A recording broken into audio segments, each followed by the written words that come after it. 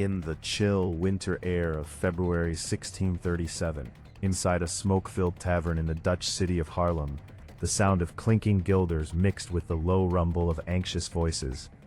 Lantern light flickered across wooden tables, where rare tulip bulbs rested like jewels on velvet cloths, their petals streaked with impossible shades of crimson, purple, and white.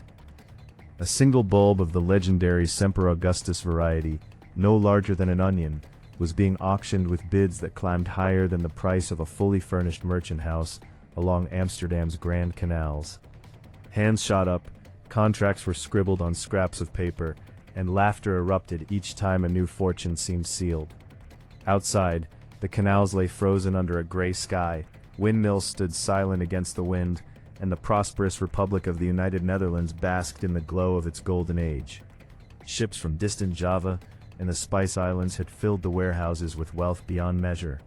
Yet on this ordinary evening, the true obsession was not cloves or cinnamon, but flowers that bloomed for only a few weeks each spring. The collapse did not begin with chaos, it began quietly, in the ordinary exchanges of everyday commerce, where ambition and novelty quietly twisted into something far more dangerous. No one understood what was coming next, how swiftly the invisible threads holding this frenzy together would snap, leaving behind ruins no one had foreseen. The Dutch Republic had risen from the ashes of 80 years of war against Spanish rule, carving out a fragile independence that soon blossomed into unmatched commercial power. By the early 1630s, Amsterdam had become the beating heart of global trade, its harbor crowded with vessels flying the flag of the mighty Dutch East India Company. Merchants walked the narrow streets in fine black coats, their wives managing households filled with imported porcelain, silver, and paintings by emerging masters who captured light themselves on canvas. The air carried the constant creak of rigging and the distant toll of church bells marking the hours of business. Canals reflected the gabled houses like mirrors, and the reclaimed polders beyond the city walls yielded rich harvests that fed a growing population. This was a society built on risk and reward, where capital flowed freely, and innovation was prized above tradition. Yet beneath the surface of this golden prosperity, a new kind of vulnerability had taken root, one that no previous generation had ever encountered. The wealth that once came from tangible goods, timber, grain, textiles, was beginning to detach itself from physical reality and attach to something far more fleeting, the promise of future value. The tulip, once a simple exotic import from the Ottoman lands, had quietly become the symbol of that promise, and its story would soon reveal how easily confidence could turn to panic. Daily life in the Republic moved with the steady rhythm of commerce and Calvinist restraint. Artisans rose before dawn to light fires in workshops, where furniture and Delft tiles were crafted for export. Housewives scrubbed doorsteps until they gleamed, while children played along the quays watching barges loaded with herring and cheese glide past.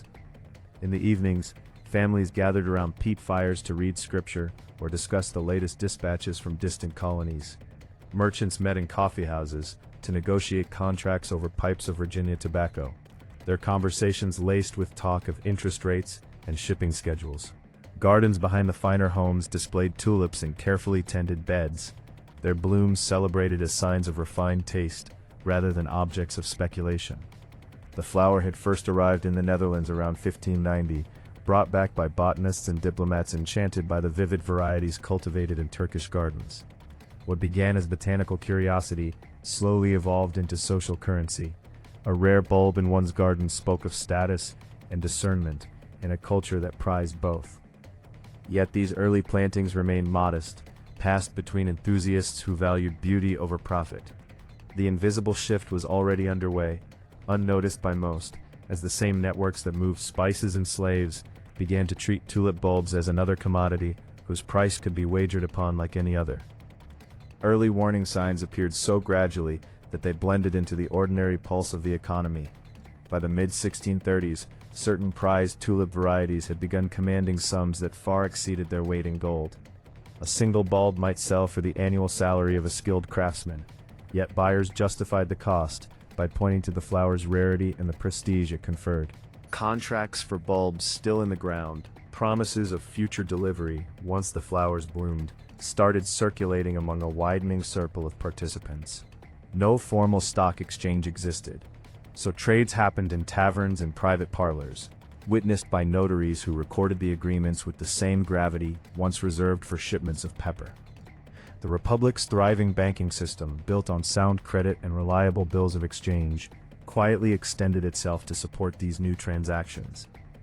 At first, only the wealthy merchants dabbled, treating the purchases as extensions of their existing portfolios. But the promise of quick gains soon drew in shopkeepers, weavers, and even servants, who pooled small savings to claim a stake in the rising market. Prices climbed steadily, week after week, without any corresponding increase in the number of actual flowers produced. The collapse did not announce itself with fanfare, it whispered through rising numbers on paper, through the growing number of people who mortgaged homes and tools to buy bulbs they had never seen. By the time the signs became clear to a few cautious observers, the momentum had already become too powerful to stop. Rising tension spread like frost across the Republic as autumn gave way to winter in 1636. Auctions grew louder and more frequent, with bidders arriving from Leiden, Utrecht, and even distant Groningen. Stories circulated of overnight riches, a baker who sold a single bulb and bought a new shop, a sailor who returned from sea to find his small investment had multiplied tenfold. The air in trading rooms thickened with anticipation, and the faint scent of fear beneath the bravado. Contracts were written for bulbs that would not emerge from the earth for months, creating a market built entirely on expectation rather than possession. Credit flowed more freely than ever, with lenders accepting future tulips as collateral for loans that would have seemed reckless only a year earlier. Meanwhile, the broader economy continued its steady march. Ships still sailed, mills still turned, and daily routines remained unchanged. Yet an undercurrent of instability had begun to erode the foundations of trust. Some merchants quietly liquidated their holdings, sensing that the frenzy had outpaced reason, but their warnings were drowned out by the clatter of new bids. The system that had fueled the Dutch miracle was now being tested in ways its architects had never imagined, stretched thin by the weight of collective belief in endless growth. Pressure mounted, as each new record price seemed to validate the last, creating a feedback loop that no single voice could break. Key decisions and mounting pressures converged in the final months of 1636, when even the most level-headed participants found themselves swept along. The Dutch had always embraced risk in their overseas ventures, yet this domestic speculation lacked the tangible cargo or colonial outposts that had previously justified such gambles.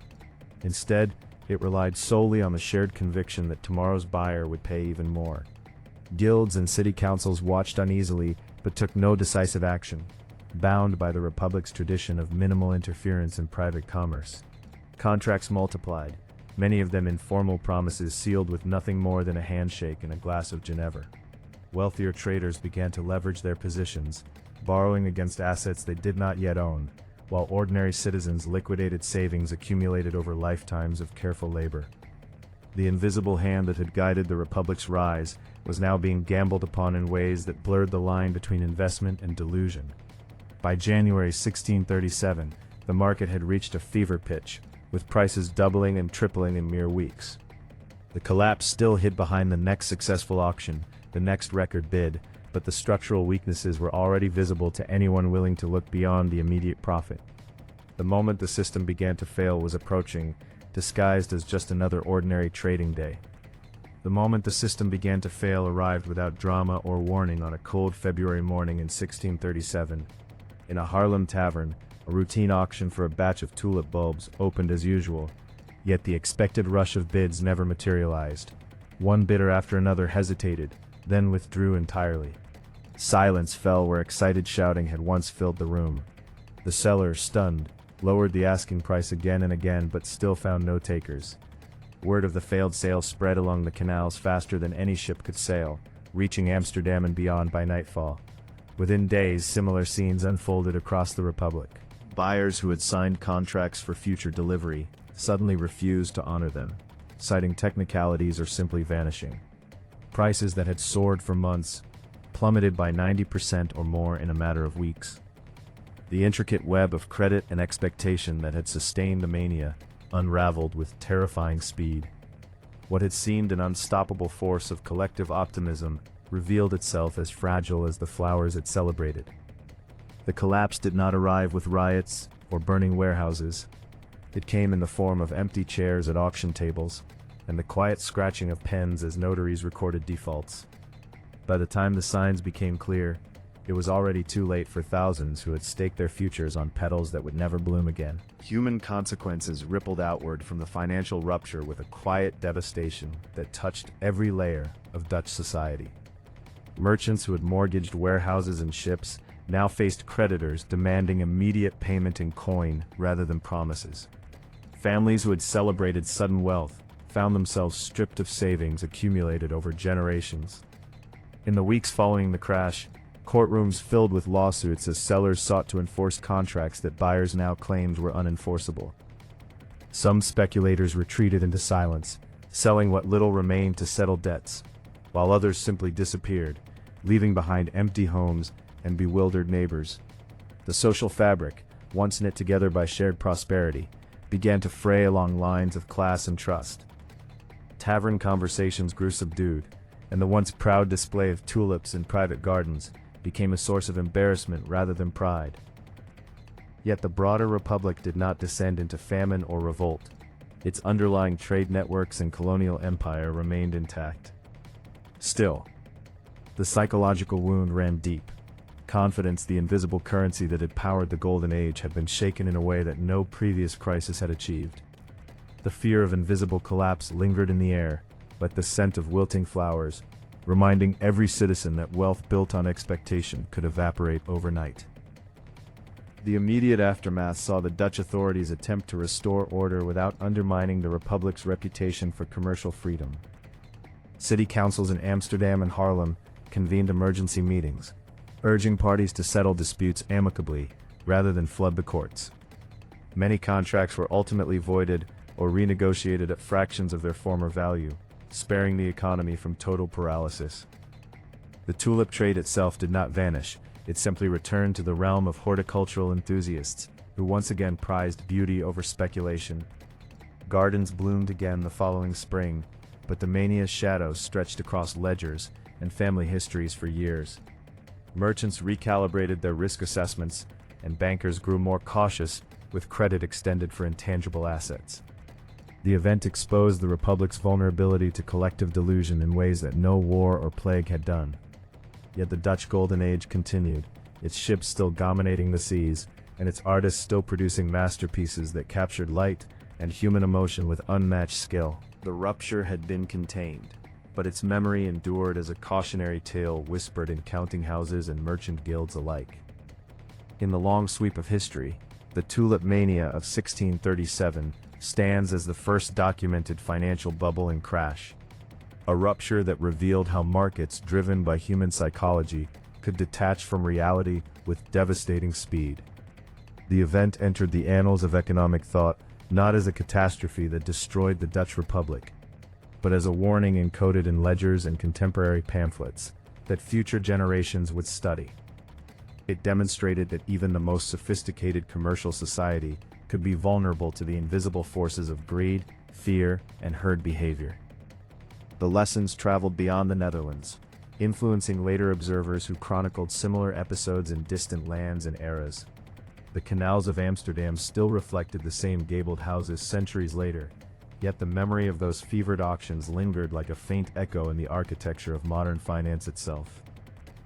What began as a celebration of novelty and beauty had exposed the fragility beneath prosperity's surface, reshaping how societies would thereafter view the nature of value, credit, and collective belief. Even today, when markets surge on waves of optimism and new fortunes rise on promises yet to be fulfilled, the quiet streets of 1637 Haarlem serve as a haunting reminder of what can happen when confidence outruns reason. The wind still moves across the polders, the canals still carry barges loaded with goods, and the tulips still bloom each spring in orderly beds. But beneath the surface of every prosperous age lies the same potential for sudden, irreversible rupture. The collapse did not end the Dutch Golden Age, yet it forever altered the way humanity understood the invisible mechanics of wealth and desire. In the end, the flowers that once commanded kingdoms of coin returned to their humble place in the soil, their brief glory a testament to both human ingenuity and human frailty. The silence that followed the final failed auction still resonates across centuries, inviting each new generation to listen carefully when prices climb beyond all measure, and the next bid feels inevitable. For in that silence lies the enduring truth of every collapse. It begins not with disaster, but with the quiet conviction that this time, the flowers will never wilt.